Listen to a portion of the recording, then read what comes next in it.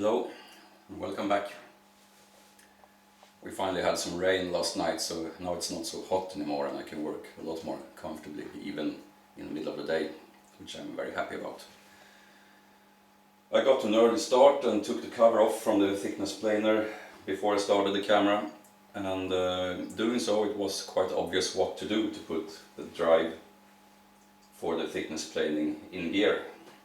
But I thought I would do a quick demonstration of it because I tried to find videos or other information about these machines, and especially how to make the drive go into gear, and I didn't find anything. So if there's someone out there thinking about getting a similar machine, or maybe already have one and not really sure what to do to make it drive properly, I will just show it here.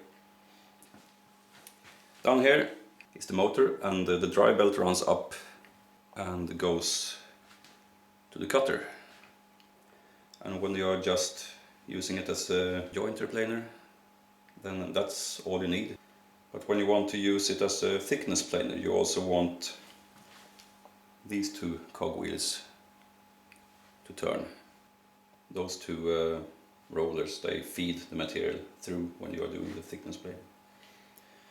And to put that in gear, you have to maneuver this lever, and what it does is that it tensions another belt that goes over the shaft from the cutter and down to this big wheel here, and that's what drives these two cogwheels. There are two cutouts in the lever. It now rests in the outermost one, and what you're supposed to do is just lift it, pull it out and put it down on the second one, and that wasn't too obvious when I didn't see it because it is a little bit tight to push it down. I will start it now, and this is just for demonstrational purposes. You should never run a machine like this without the cover in place.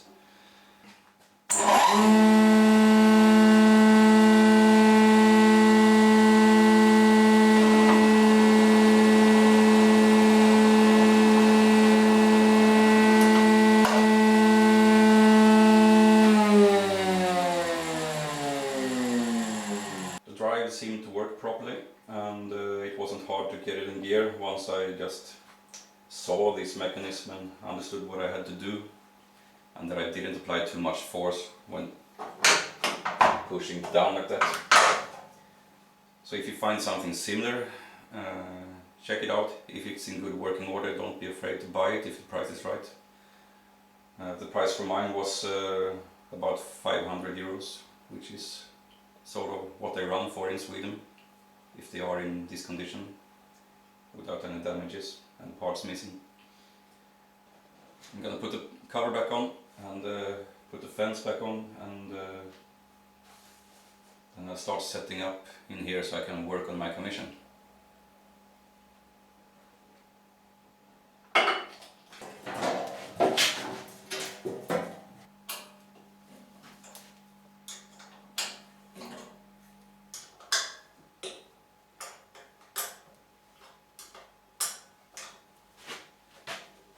I really like this type of machines.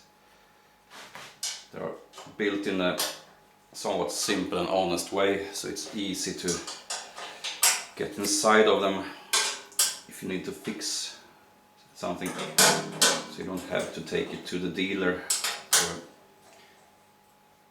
professional maintenance shop. It's good value when you buy a machine that you can maintain yourself. I'm going to put the fence back on.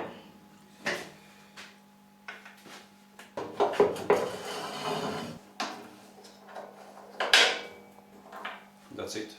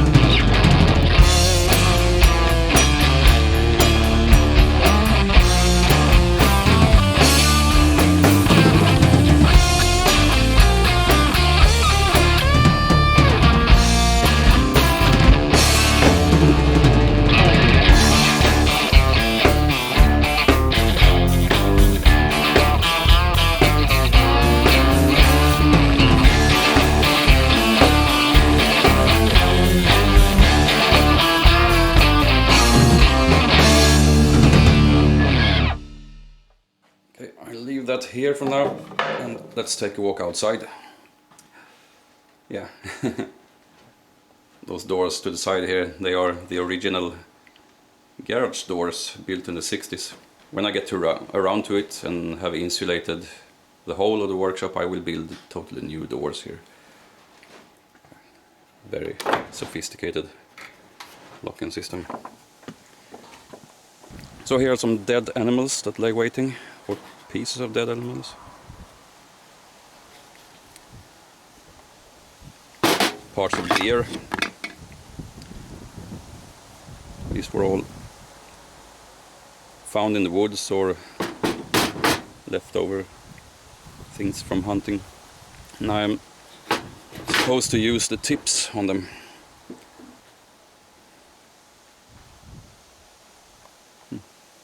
All the chickens have gone inside now, it looks like. Take a trip into the chicken run, pay them a visit. Yeah. They like it better in the shade this time of day.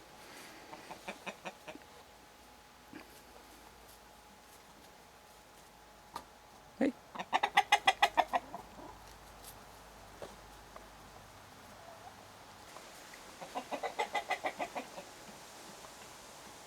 There's a water tank. You have to keep an eye on that when the sun is hot.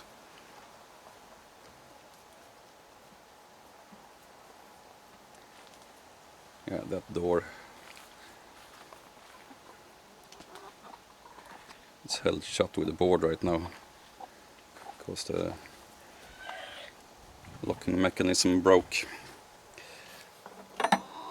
Something I made in the forge when I renovated it. It was a bit of an experiment, it didn't work that well. I'll keep this handle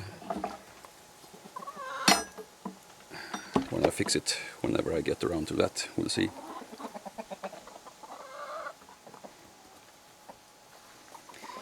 Alright, back to the workshop. Ah, this is the forge, not completely finished. And there's a barrel that I use when I make charcoal, which isn't all that often, I don't really have time for it. But since there are always lots of small cut off pieces from the woodwork shop, it's pretty good to have the possibility to make it into charcoal anyway, so I have free fuel for the forge. Right now I can't get in and work there because I store the usable parts of the old paneling from the garage and I will use them again. But that's something I'll get back to after I finished this commission. Somewhere behind there is the hearth. You can't see it now.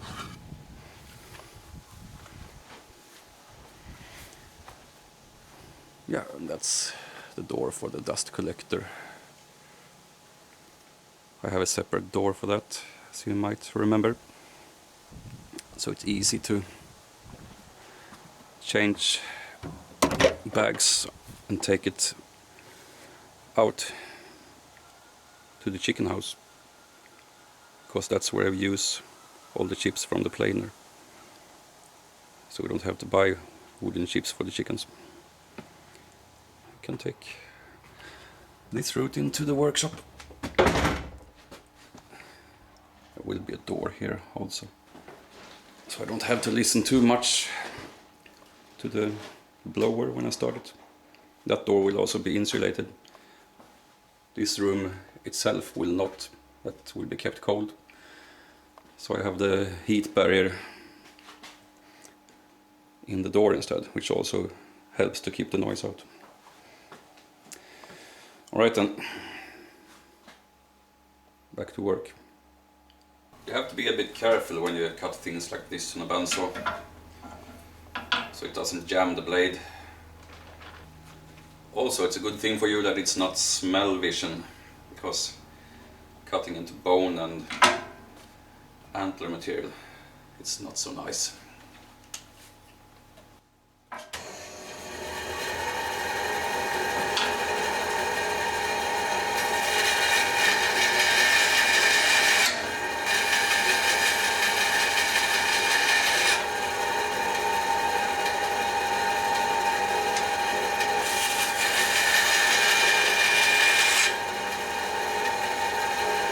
these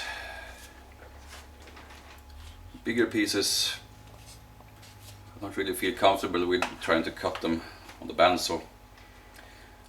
So I'll give it a shot on the chop saw, I think. You can go a bit more carefully with this. It wasn't a bad idea at all.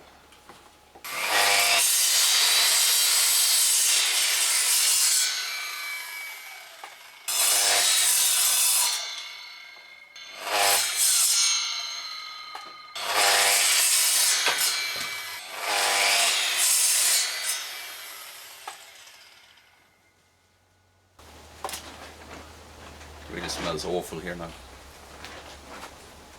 Okay, that wasn't so funny. The safest way to cut antlers is probably with a handsaw. So I don't really recommend trying the methods I tried now. But here they are anyway. I'll have to sort them by size. This has to be cut away a little bit more.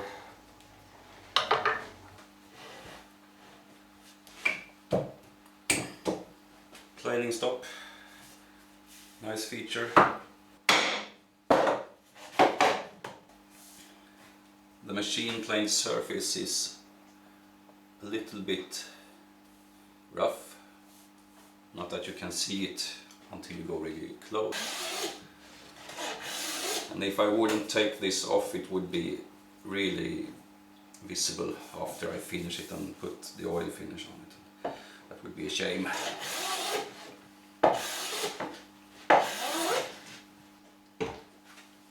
Some people think you should put your plane on the side like this when you put it away, not to hurt the blade. That's not good practice, because if you do that you can hit it so the blade shifts to the side, and you're also more likely to touch the blade with your fingers and possibly hurt yourself. Just put it down on the base. Just make sure you don't have anything on the bench that can hurt it. A nice, fairly clean wooden worktop is not at all dangerous for a plane blade.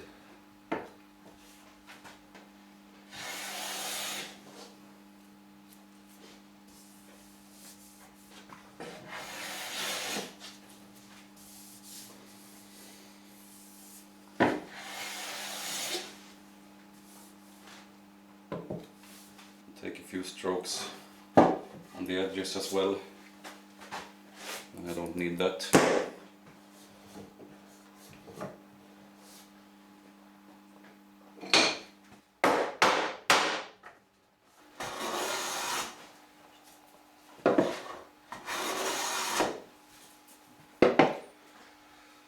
Don't forget your coffee and your biscuit.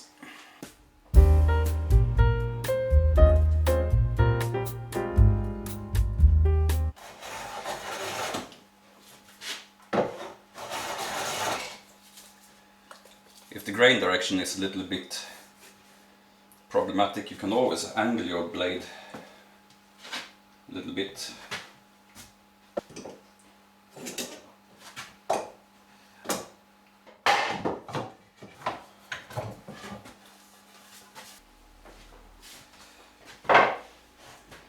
Now, if there is one thing you can collect for an eternity when you are doing woodworking, it's moulding planes. I have quite a few of them, and I chose one here to try and put a nice profiled edge on the hanger. But before I get to work on that, I will make a test run on a scrap piece of the same material here. This is probably supposed to be 20 millimeters, but it's actually almost 21. So I will set the fence here for 21 millimeters.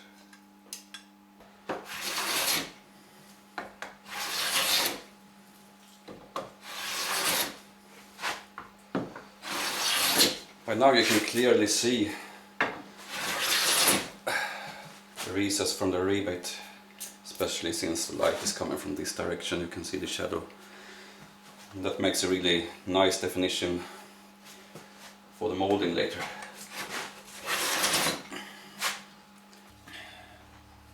To set the blade to coarser cut, you just tap it on the back side. If you want to retract it, you have to tap on the back to loosen the wooden edge, and then you can pull it back. Then you push the wedge in, tap it in, and then just start over again by tapping the blade down. This is a built-in fence. It's part of the plane body, and you have to make sure that the blade is set onto the side of the fence, so there's not a small gap in here, because then the profile of the blade will not follow the profile of the sole, and small shavings will get wedged in between the blade and the fence. So you also need to tap it a bit on the side to push the blade into the fence. That's easy to forget. I did that in the beginning and it sort of messes up your moulding, so you have to make a new piece. I don't really want to make a new oak piece. That's also why you do a test run on the spare bit first. Another thing that you do before you start using your not so easy to sharpen moulding plane is that you look at the approximate angle of the profile.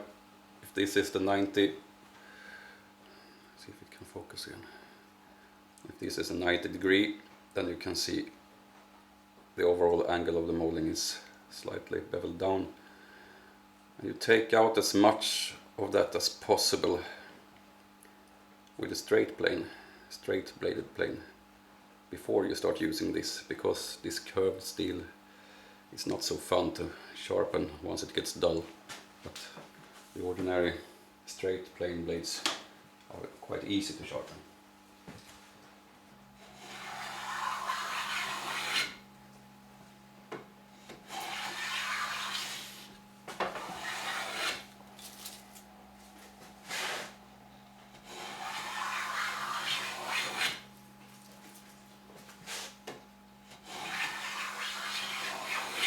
You can see my bucket with chisels here in the back.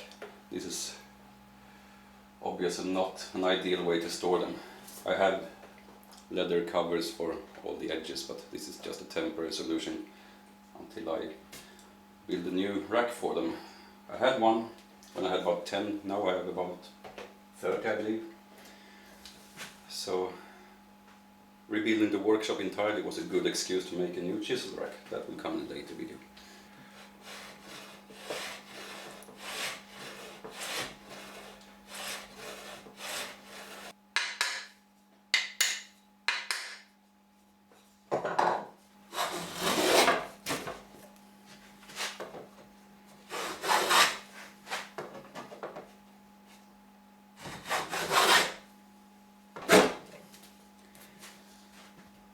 Since this oak piece is really hard, it's also quite hard to use the moulding plane when it's set a little bit too deep like this.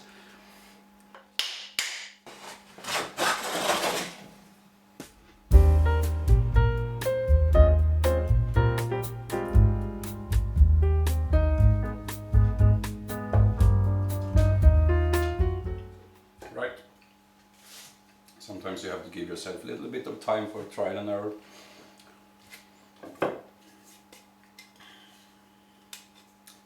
I'm not sure the blade on this is perfectly filed to match the profile of the sole, but in the end I didn't really like the look of it, so I found this instead. So slightly different profile. I have used it before. Nice and simple.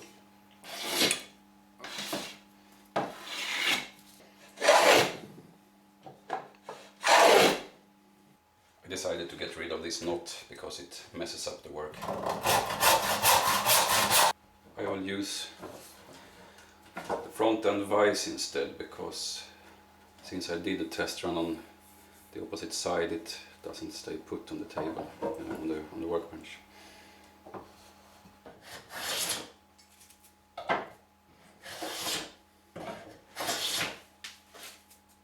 What I'm doing now is that I do short strokes, backing up at the same time. I lift the back end of the plane and then I start a little bit further back. Eventually I have the whole length of the stock, but now I didn't plane the rebate all the way back because I just wanted to test the profile. It's enough to see what it looks like in the front. That's the test runs. I decided on the second moulding plane. It will look okay, I think. And now it's time to get to work on the piece for the coat hanger. First, another biscuit and some coffee.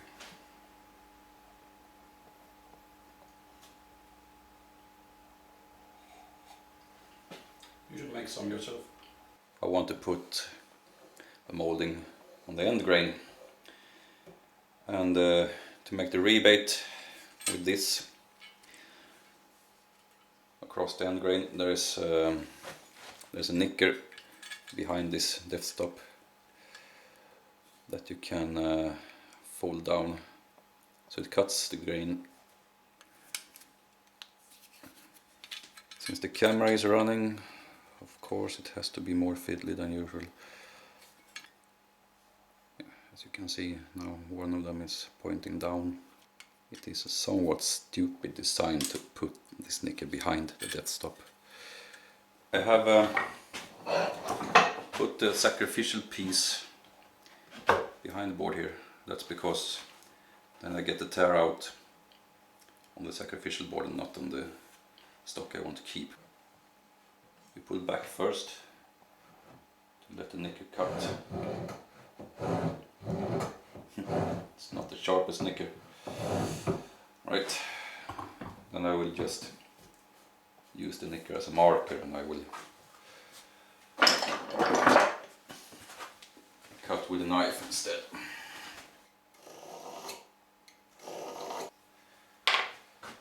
Okay, since the nicker doesn't work, I'll just fold it back up again, but now I've demonstrated it to you. And I've also demonstrated another thing that you need to be aware of if you get one of these planes, that you also have to sharpen the nicker.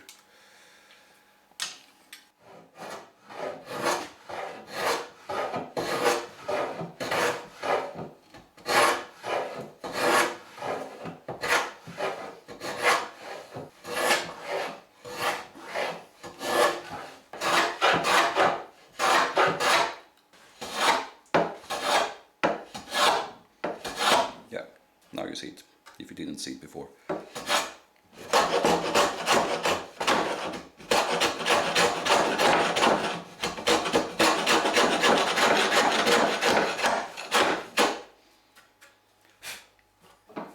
When you use the tail vise like this, and fasten something on this end, you have to be a bit careful so you don't rack the vise. If I would just turn it here now, this would try to close up while it stops here, and it racks the vise, which isn't that good. So I have two wedges that I put in here, one from the bottom, one from the top, which makes for a nice block.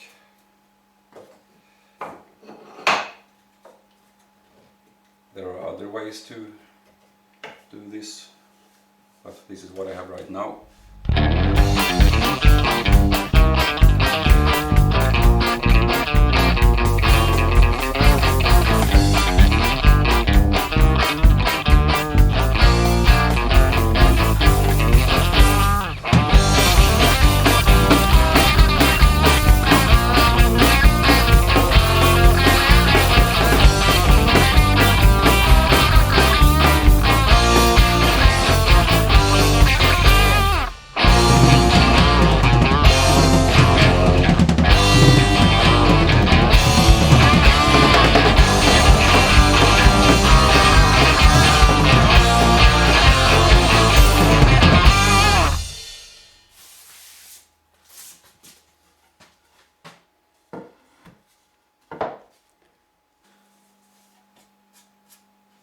be a bit mindful so you don't put your stock too far in so it passes the edge of the workbench, because then you can't really hold the planes properly. And if you have a thinner piece of stock, you have a fence like on this plane, the fence might run into the top of the workbench and tilt the plane up before you notice it.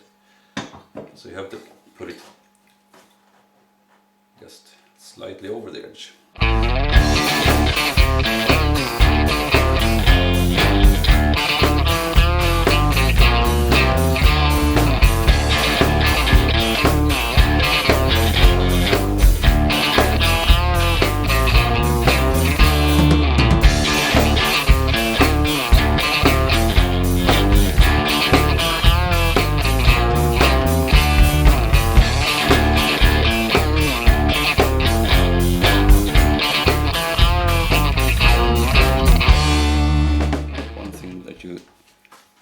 Really should have in combination with your molding planes is a nice set of hollows and rounds, so you can go into the moldings with those curved small planes and touch up when you have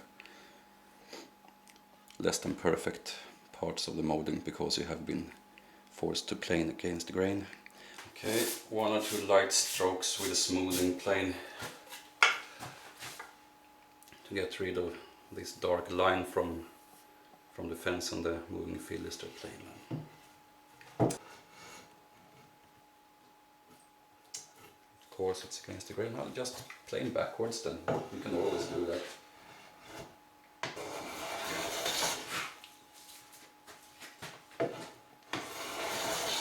I don't own any Japanese planes, but that's a tradition in Japan to plane on a pull stroke. The same way they use their saws. I don't own any Japanese saws either. The saws, I'm pretty sure I want to get 1 or 2. The planes I'm not sure about, maybe one to try it out. But I find it quite okay to plane on the pull stroke with these bench planes as well. I do that quite often actually, depending on my mood or how the workpiece behaves, with variations in grain direction. Sometimes it's just a lot quicker to turn the plane around instead of turning the whole workpiece around, and it's not that hard pulling a pull stroke. A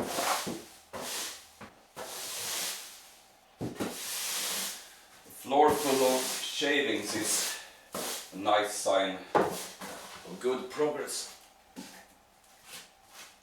but it's also a fact that a tidy shop is a good shop. Sometimes I enjoy having shavings and other traces of my work all over the shop, but it's actually not good practice. And now that I'm renovating and rebuilding, and maybe above all have a decent floor for the first time in here, it's much easier to keep it nice and neat. A couple of big ones, not so big.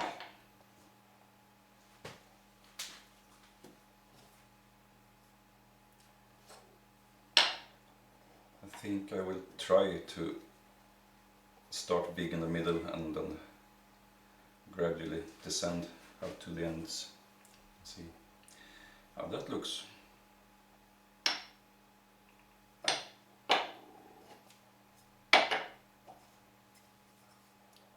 Would work well as a murder weapon, I suppose.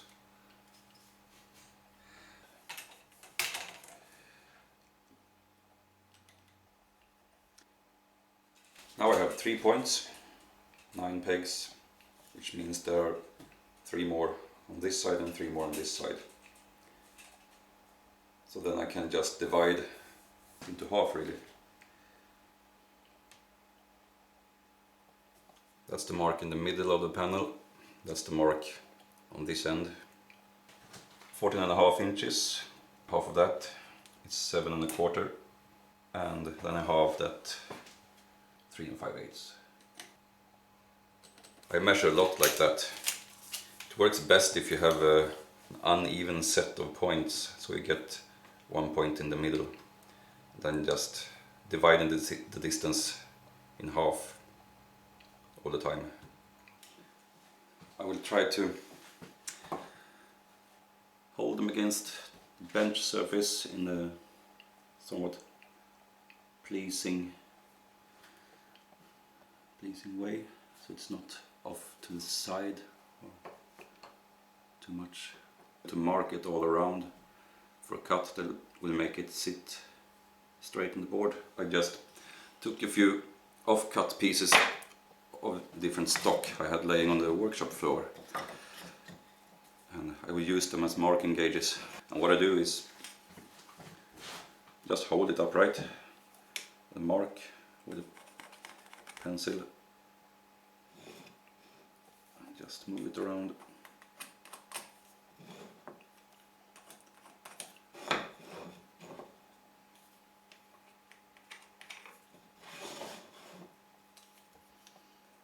And that should give me a pretty good idea of where to put my cut. Hopefully you can see it. I would have preferred the big hacksaw, but I still don't have any fresh blades for it, so I will just have to use the small one. I have mounted my blade so it cuts on a pull stroke. That's what I think is convenient.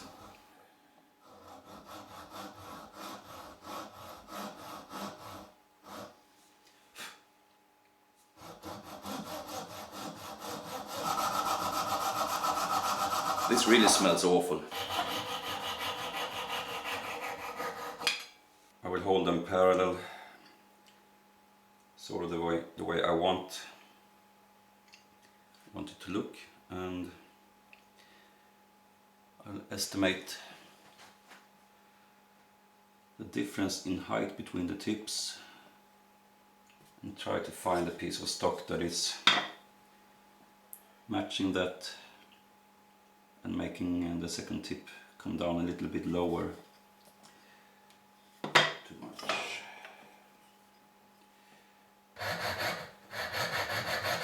As you may notice, this is not the most ergonomical position to work in.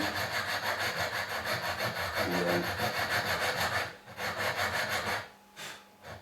I will make the device. I think it was Christopher Schwartz that demonstrated it in some video. That's called a high vise. It's a vise that you can just mount to your bench top and get the clamping action a little bit higher up if you need to. This one is slightly shorter, which is what I wanted.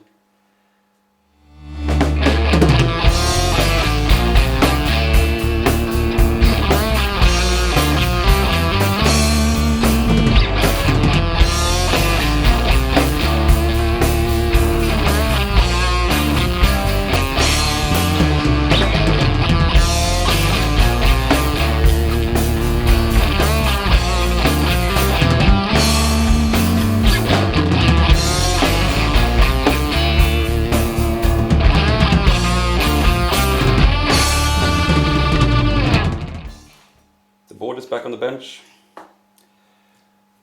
All the antler tips are lined up in the right order. I'll use my cordless drill and you adjust the death stop with a small Allen key.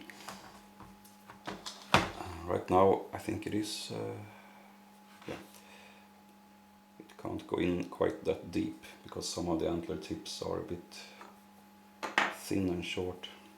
So I will move it out slightly.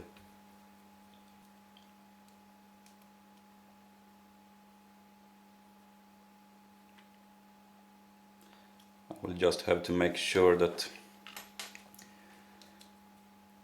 when I drill the hole in the board, I set a depth stop for a deeper cut. Okay, I'm starting with the middle one.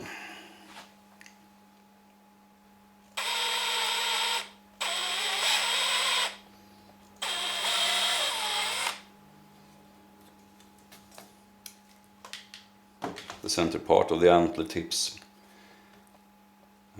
are really quite brittle also. That's also a good reason not to use screws, because there's not much gripping power. It's very porous in the center, so I think it's much better to use dowels and glue. Okay, dowel marker goes in the hole, middle hole, put in the pin right where the lines meet. Just press a bit. Now I can remove the marking pin.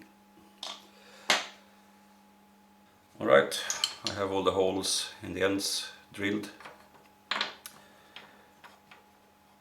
Making sure not to mix them up, because I have drilled off most of the markings in the ends now.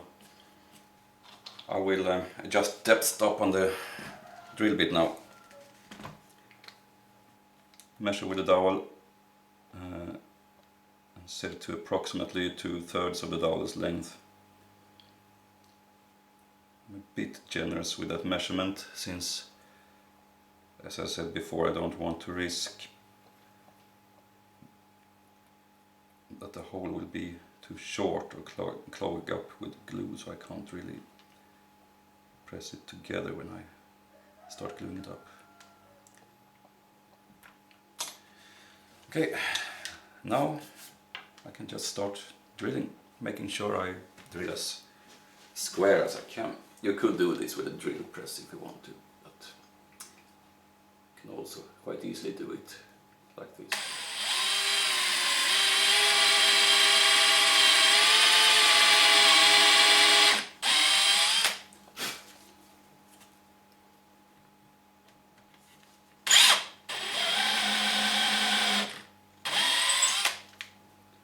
Okay, that's the first center hole. Now I will pick the dowel marker up again, take next antler tip and mark for that hole.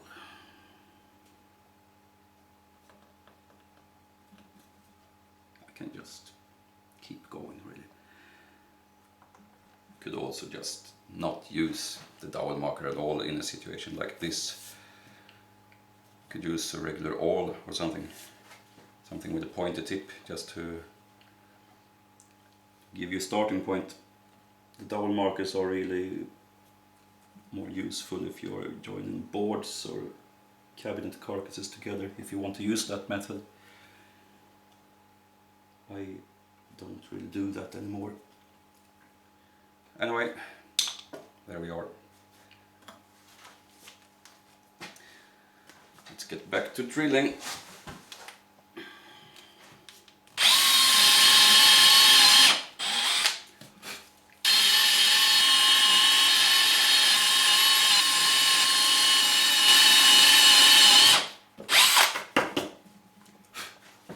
That's it. I have put some protective paper on the bench top. Now that I'm gonna fiddle around with epoxy glue. I also needed something to weigh the paper down in the end, so I had to get myself a couple of biscuits and a cup of coffee, obviously. Which is vital for this operation.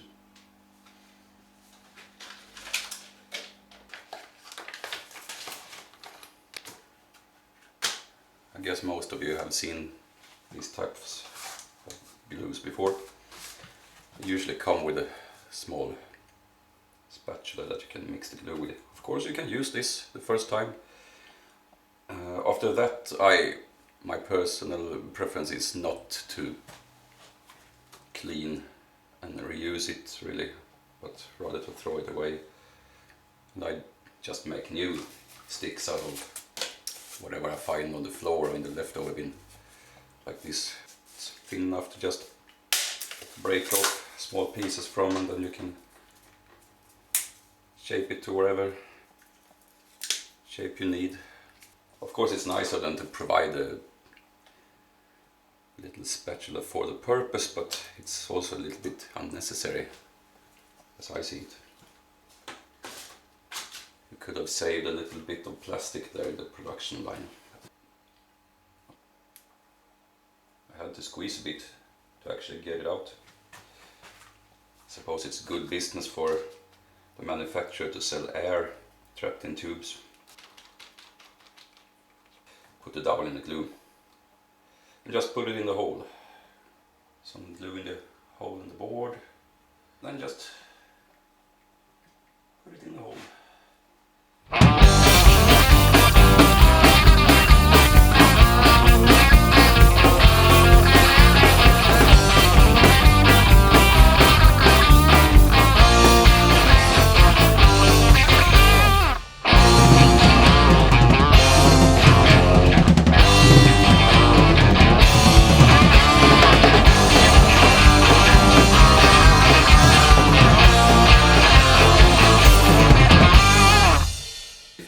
Have experience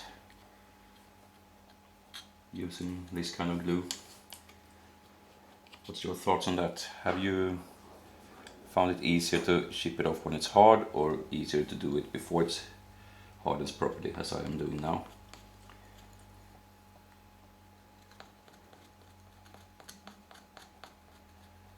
Put a comment down on that if you have that sort of experience. Right, I'm done removing the glue residue. Turned out it was easier, or so I thought anyway, to just use the knife, so I didn't use the scraper at all. I think I got most of it, if not all of it, and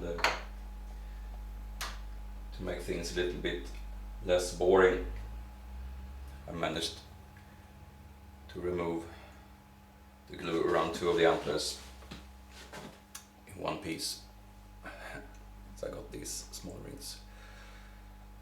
I had a feeling it was a really over-engineered and stupid way to make an O-ring, especially since it's epoxy and it will harden and won't stay soft like rubber. But anyway, here it is so far. And now it's a question of deciding how to finish it.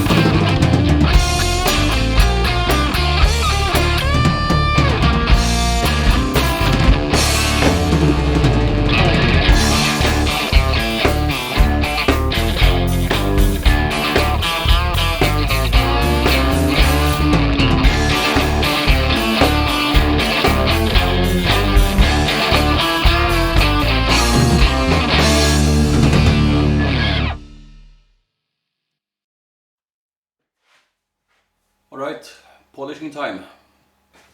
Clean cloth. You don't need to put too much pressure on it, just work up a little bit of friction energy. Nice satin finish like that. Excellent. And now I can get rid of these.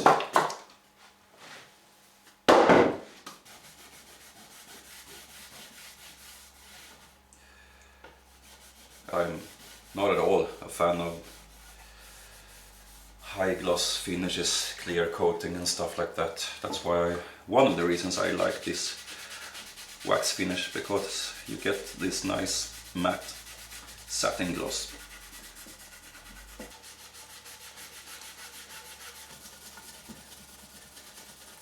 Fast but not hard is the thing. I have a few areas here where the wax is a bit thicker, so I just rub that little bit extra so I get rid of it.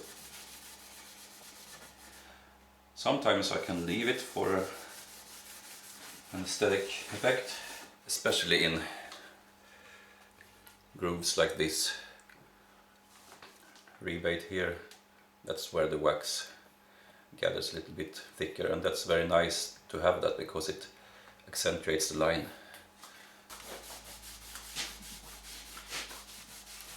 It really makes the mouldings come to life. The wax coating is also good if you're working with not so great quality timber with lots of knots and tear out and stuff, because it fills up cracks and crevices, and when you polish it off it looks really good. I have a bookcase that I made earlier this year from such poor quality lumber. I waxed that and it turned out really beautiful.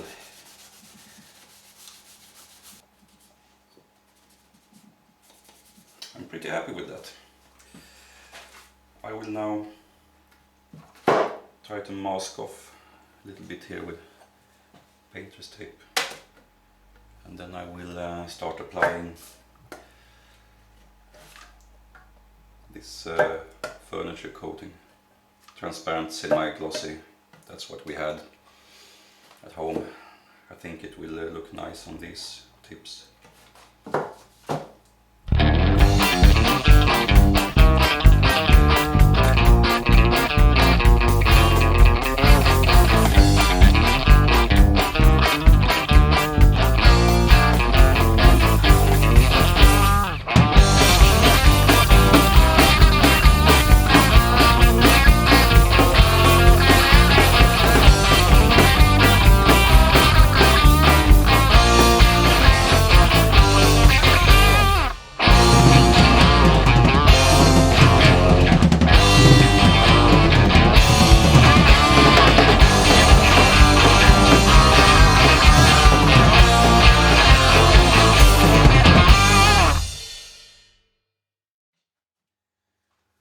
Okay, the tape removed. There are a few dull spots close to the base of the antler tips now that I need to just polish up a little bit when the varnish has totally dried. Maybe put a little bit of more wax on some spots. Apart from that, doesn't look bad at all. I also got some nice brass screws fit in the holes, and I will include them with a hanger when I deliver it.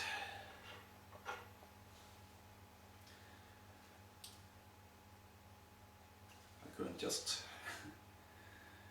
let this go and possibly be mounted with some ugly construction screws, Torx or something. There you have it. Oak coat hanger with antler tips. Try and make one yourself.